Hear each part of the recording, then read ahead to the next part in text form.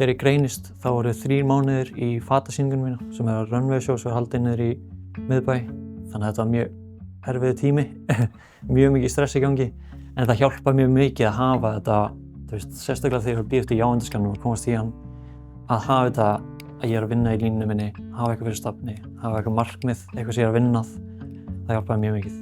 Ég fór sem sagt í 2 aðgerðir aftan á lærinu og svo 30 skipta geislameðferð og eftir það ég í reglulegri check-up eða sem ég fer á 3 til 4 mánaða fresti. Þá fer ég í svona skoðanir.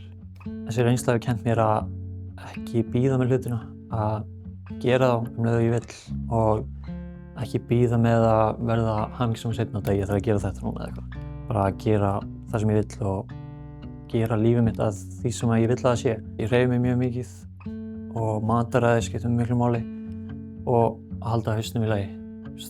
Að fara til sálfræðings, ég geri það reglulega, það hjálpar mjög mikið. Ég kem frá fjölskyldu sem eru mjög svona harðir karlmenn og ekki mikið talað svona hluti, ekki endilega þetta, bara tilfinningar sem yfir höfuð.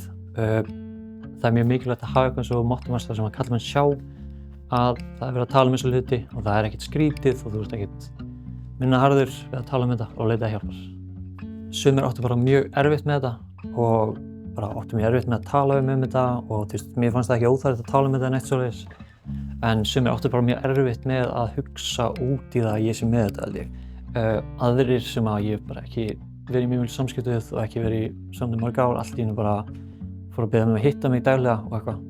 Og það var rosa gott, sérstaklega þegar ég var nýbúinn að greinast og var bara mjög kvíðinn.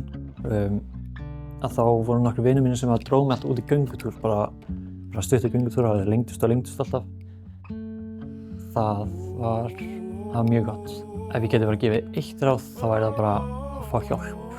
Hvernig sem að þú gerir það, hvort sem að það er að leita til Krabbameinsfélagsins, tala við fólki í kringu þig. Þetta er mjög heavy að díla við einn og það er algjör óþarfi að vera að gera þetta einn. Enginn einn.